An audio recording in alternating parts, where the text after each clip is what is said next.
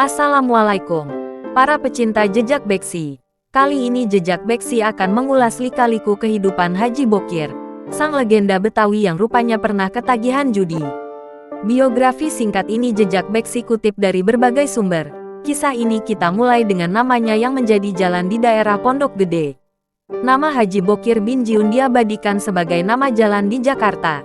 Plang hijau bertuliskan Haji Bokir bin Jiun, kini sudah terpampang di salah satu ruas jalan di Kecamatan Kramat Jati, Jakarta Timur, yang dulunya bernama Jalan Raya Pondok Gede.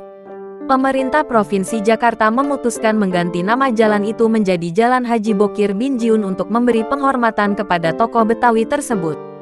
Total, ada 22 ruas jalan di ibu kota yang namanya sudah diganti menjadi nama tokoh adat Betawi. Dikutip dari kompas.com, Bokir dikenal sebagai tokoh kesenian topeng Betawi. Ayah Bokir, Jiun, dikenal sebagai pemain topeng Betawi semasa kolonial. Bokir pun tumbuh besar mengikuti jejak sang ayah. Ia mulai bermain topeng Betawi sekitar umur 13 tahun. Diawali sebagai pemain kendang sampai rebab. Namun, perjalanan karir Bokir tak selamanya mulus. Sebelum terkenal dan sukses, Bokir sempat hidup melarat dan makin jatuh miskin akibat ketagihan bermain judi. Dulu saya penjudi, yang namanya dadu koprok dan domino. Saya jagonya.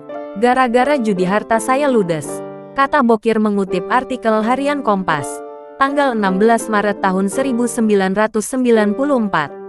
Pernah pada suatu malam takbiran, saya hanya memiliki celana kolor, kaos oblong pun tidak punya.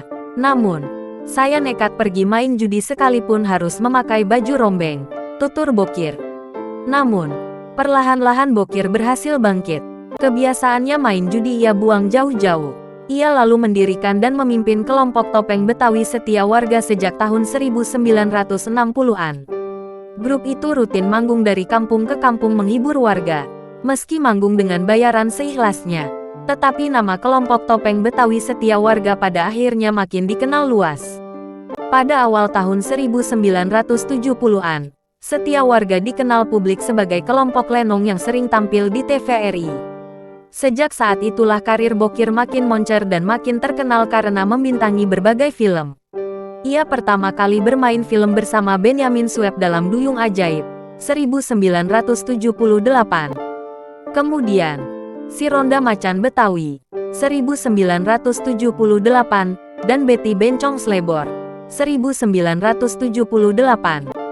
Kekocakan dan kepiawaiannya dalam berakting membuat Bokir makin banyak diajak main film di tahun 1980-an, mulai dari Begadang Karena Penasaran, 1980 hingga Petualangan Cinta Nyi Blorong, 1986, yang dibintangi Suzana.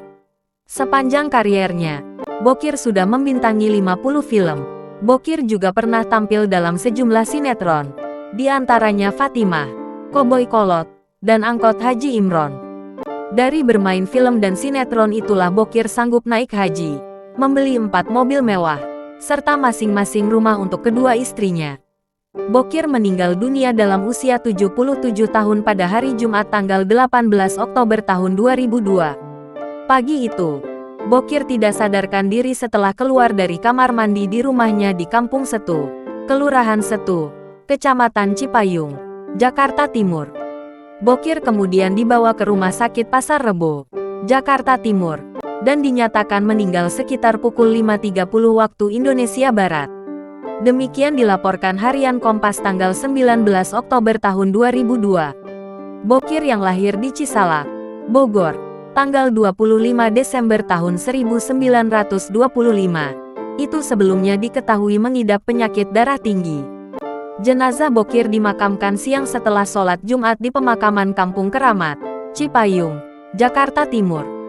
Sejumlah tokoh topeng Betawi dan lenong turut mengantar jenazah Bokir, seperti Nasir, Omas, dan Hajah Nori. Almarhum meninggalkan 5 anak dan 9 cucu. Nah, Sobat Jejak Beksi, itulah sekelumit kisah tentang Haji Bokir, sang legenda Betawi. Oh ya, bagi sobat yang belum subscribe Jejak Beksi, buruan dah subscribe, like, serta komen. Mumpung semua itu gratis alias kagak bayar barang metet. Wassalam.